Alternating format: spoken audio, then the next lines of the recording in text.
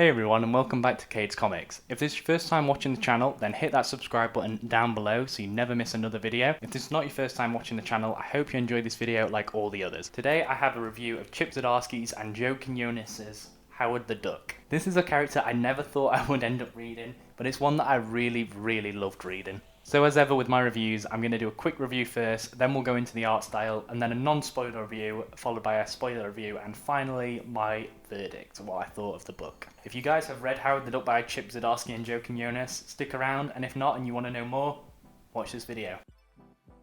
So written by Chip Zdarsky and drawn by Joe Quinones, this book collects Howard the Duck 2015 A story, issues 1 through 5, Howard the Duck 2015 B story, issues 1 through 11, The Unbeatable Squirrel Girl 2015 B story, issue 6, and material from War of the Realms Scrolls, issue 1. After a lot of us got introduced to Howard through the 2014 post-credit scene in Guardians of the Galaxy, where he sat drinking his martini, Marvel thought they would capitalise on this, and in 2015 they launched a Howard the Duck series, written by Chip Zdarsky, who went on to write Daredevil, Spider-Man.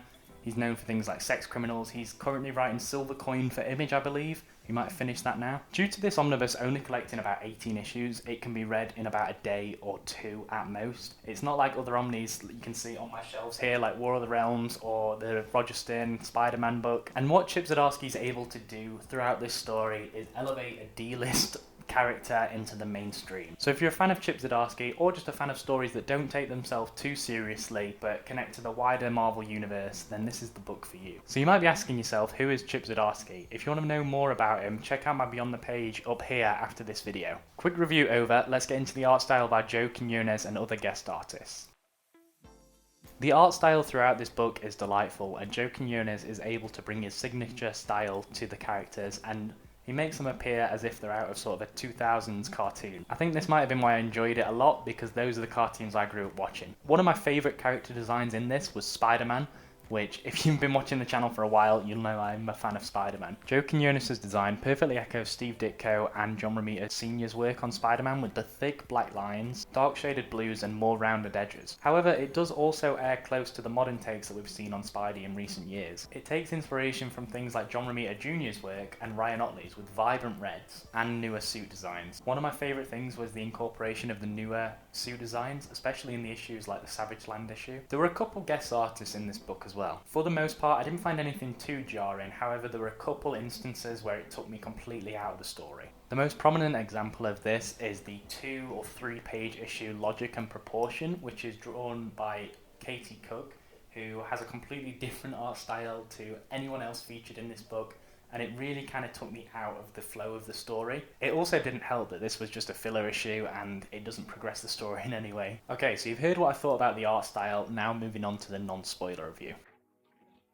I thought Chip Zdarsky's handling of other characters within the Marvel Universe was great. The way he's able to tell his story and fold in other characters without making them seem out of place or without making them do something you would never ever expect from them is what I like so much about his Spider-Man life story and Spider-Man Spider's Shadow books. Without delving into spoilers, some of the standout characters for me, other than the main cast, were Aunt May, Shockit, Linda the Duck, and Human Torch, and Spider-Man, of course. So the Human Torch I found to be really funny in this, especially later on in the book where he's telling everyone that he has a girlfriend who is on the Inhumans. There's bits where a character is going to get like a new suit from him, and he's like, please don't talk to me, I have a girlfriend. It made me laugh quite a lot. The humour here as well definitely comes from how conceited the Human Torch is, and it was a perfect juxtaposition to earlier on in the book where he flirts with every female character he encounters and also uses the same line on all of them. Alongside this, Spider-Man being emotionally stunted was one of my favourite things in this. When he thinks something's happened to Howard or any other character in this, he drops to his knees and says, "I'm sorry, Uncle Ben,"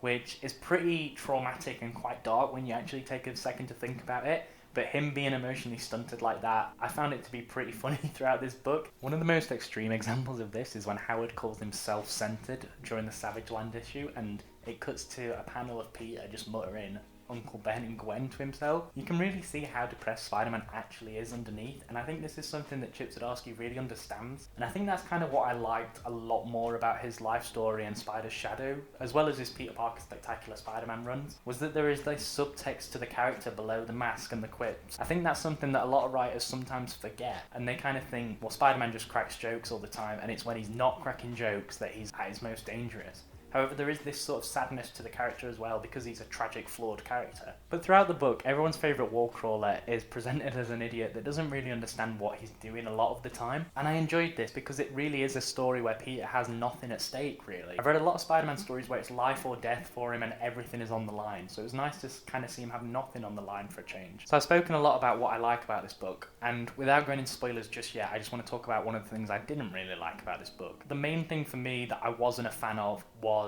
the flashback issues to the Unbeatable Squirrel Girl. I want to hold my hands up and say I've never read the Unbeatable Squirrel Girl, so I'm not too familiar with that world and the character herself. And whilst I did enjoy the way that character is written, her interactions with Howard, I just felt at times the humour was quite flat during those issues. I'll get into this a lot more in my spoiler talk, but all I'll say for now is that I really didn't enjoy the text at the bottom of the pages during those issues, because it really broke up the story, and I really had to stop reading during the flow of the story to read these little quips at the bottom, which for the most part I just didn't find funny. Just before we get into spoilers, I just want to mention that Gwenpool also makes an appearance in this, and it's my first time reading her as well. I enjoyed what happened in her story and her fourth wall breaking, especially the part where she says bye Felicia to Black Cat. That made me laugh. Okay, moving on to spoilers now. Final warning for spoilers, final spoiler warning.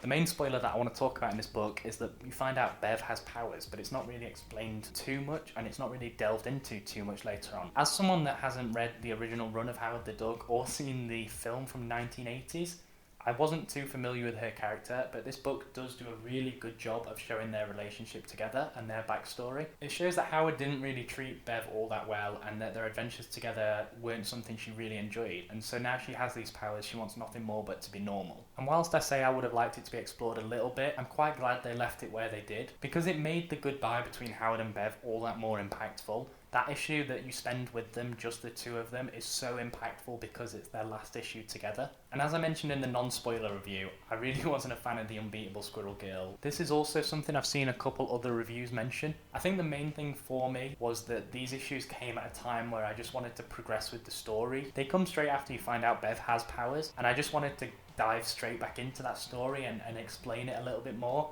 However, these two issues come smack bang in the middle of that, between Volume 1 and Volume 2, and I just wanted to get back to the story, but I felt like I had to push through these issues. Arguably, if I didn't like them, I could have just skipped them, right? But that's not the way my brain works. I really wasn't a big fan of this, and the quips at the bottom of the pages really just put me off. And finally, the last thing on this sort of storyline is that I did not like the characterization of Kraven at all. I think this is in part because I am a big fan of Kraven's Last Hunt, and if you want to know my complete thoughts on it, I have a video up here. I don't really like seeing big bads reduced to a joke or to something a little bit beneath them almost. I normally have an issue with this when films or TV shows do this. I think the last time it was done well that I remember is when Thanos appears as part of T'Challa's gang in the What If T'Challa became Star-Lord. But it's not all complaining with the Unbeatable Squirrel Girl, because it did give us two characters that I did really like.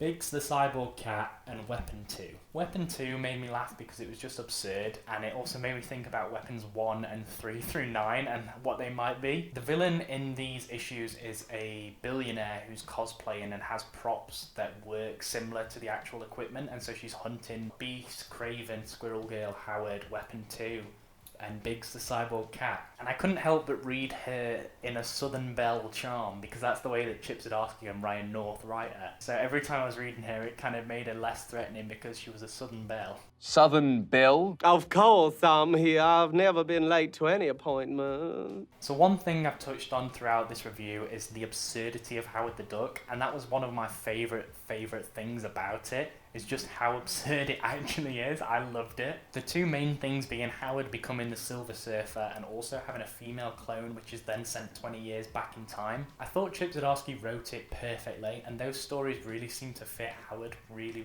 well. It never felt out of place. One of my favourite parts from volume 1 is when the old people are being hypnotised to rob banks and things like that, and Howard bumps into Aunt May. That made me laugh out loud at my desk. So the culmination of all this absurdity is the inclusion of Leah Thompson and Mojo in the Mojoverse, which links back to the 1980s Howard the Duck film. As well as this, Chip and Joe end up becoming characters within the story themselves, which is something I haven't really seen done well before, but it really was here. This is always something I find fascinating when creators choose to include themselves within their own stories. The idea that you have all these writers influencing Marvel characters' lives was really interesting to me, and the fact that their status is determined by how popular their character is was really cool as well. They mention in this the popularity of Black Panther has gone through the roof, and so the status of the writer on that is also gone through the roof, and that's what I really found funny. Ultimately, I was just expecting Chip and Joe's characters to be minor inclusions, maybe one issue or not, but Chip Zdarsky's character becomes the main villain in this and ultimately ends up killing Howard the Duck. This was really unexpected, and for a minute I thought they'd leave him dead and it would be a definitive ending for Howard's character, but in typical nature of this comic with the absurdity, he's immediately resurrected after Doctor Strange says that he was astral projecting and saw his spirit floating away. But it's because of Joe's character influencing that slightly, which kind of made sense to me, and I can buy that as an explanation. I think the way that this influence is sort of involved within this is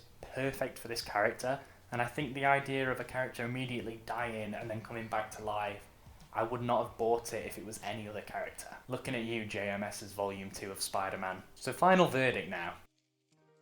If you're like me and you've only ever seen Howard the Duck in that post-credit scene for Guardians of the Galaxy, then this is the perfect place to start. As I mentioned, this omnibus only collects around 18 issues, so it can be finished in a day or two. I found the humour to be pretty good all the way throughout, however I thought it was a bit hit or miss with the Unbeatable Squirrel Girl issues. I think this is in part because of the collaboration of creators rather than just one sole writer. The artwork throughout this book is great, and it's a great book to just switch your brain off to and just sit back and enjoy. I don't usually rate the books out of 10 or anything like that, but if you are interested, I gave it 4 out of 5 stars on Goodreads, so there's that. So thank you guys so much for watching, if anyone is still watching. This has been my review for Howard the Duck by Chip Zdarsky and Joe Quinones. Just before I go, I want to remind you guys to leave a like down below, consider subscribing because I'm trying to hit 1,000 subscribers before the end of the year. Fingers crossed we can do it, and I hope we can. Let me know what you guys thought of this review. If you want more reviews, let me know. If there's any books you want to see me review, let me know down in the comments below. Also, let me know if you've read this book and what you thought of it. But for now, I'll just say goodbye, and I'll see you guys later. Bye guys. Bye.